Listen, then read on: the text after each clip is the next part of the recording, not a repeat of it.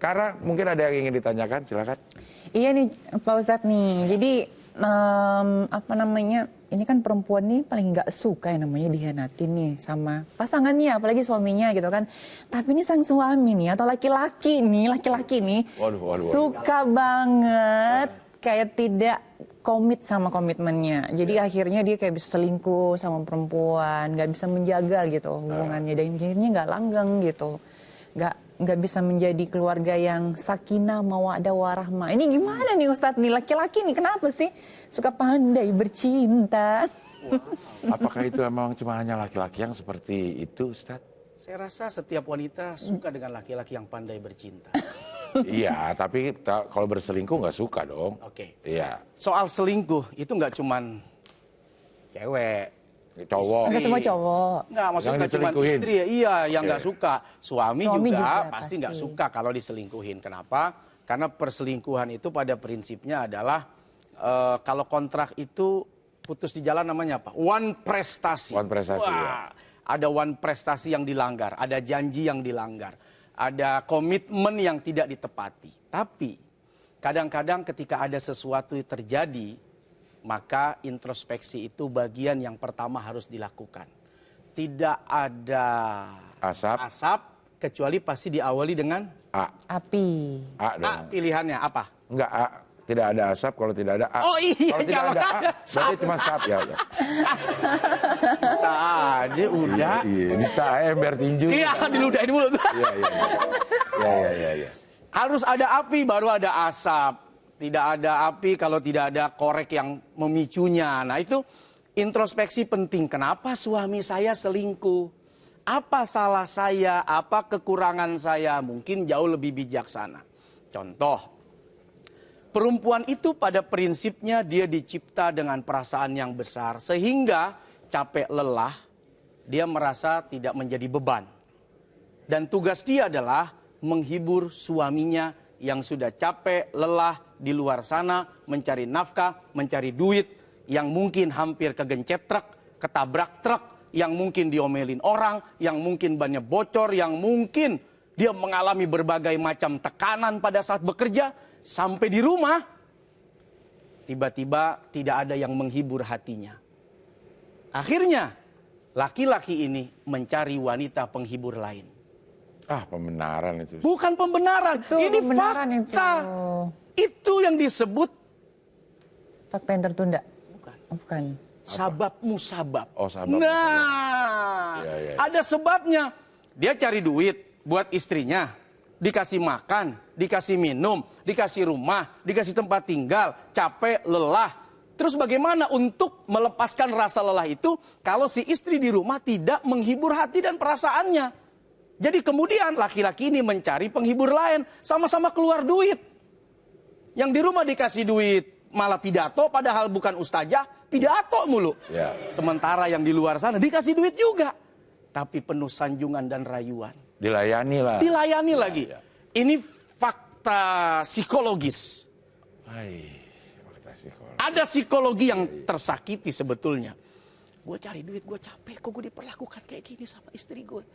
Emang dia nggak tahu apa? Ada banyak perempuan lain yang bisa memperlakukan gue lebih bagus, lebih indah, lebih menghargai. Sama-sama gue keluarkan duit. Sehingga jangan kaget kalau ada orang berani keluar ratusan juta, puluhan juta, bahkan miliaran hanya untuk mendapatkan hiburan hati. Iya Pak Ustadz, tapi kan kadang-kadang juga perempuan udah nurut nih, udah manut sama sang suami. Udah baik-baik lurus-lurus aja, udah dandan cantik, udah apa, semuanya buat suami. Tapi suami bisa jadi tetap lirik kesana kemari. Nah, Suami yang begitu di luar tanggung jawab pabrik.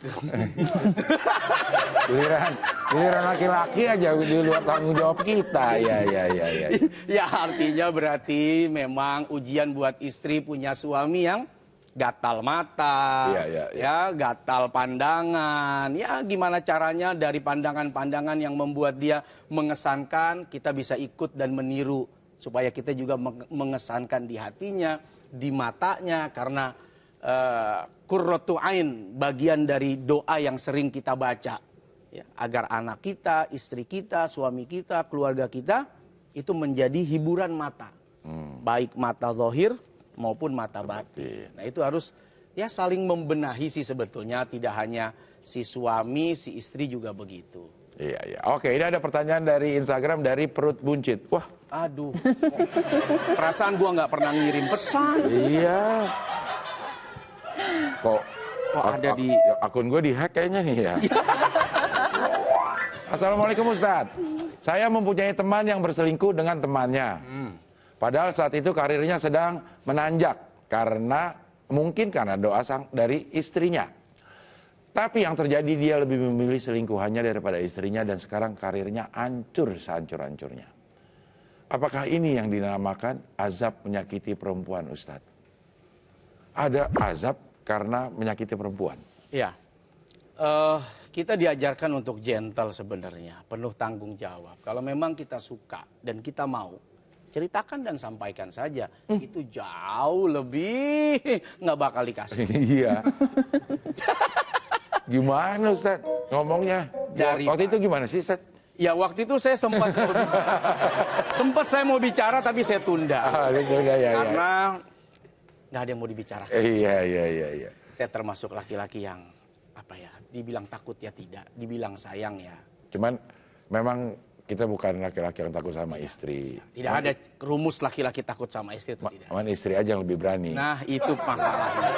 Karena dia terlalu berani sama kita, akhirnya kita takut sendiri. Ciut gitu ya. Ciut dengan sendiri. Tapi kayaknya laki-laki harus digituin ya. Harus diapain? ya gitu. harus strong. Belajarlah memberikan rasa takut Pada yang Allah. tidak menakutkan. Tidak menakutkan. Apa? Takut tuh macam-macam Iya, ya. iya. Takut dalam tanda petik Dalam ya, tanda bukan ngeri ya. Iya, bukan karena takut.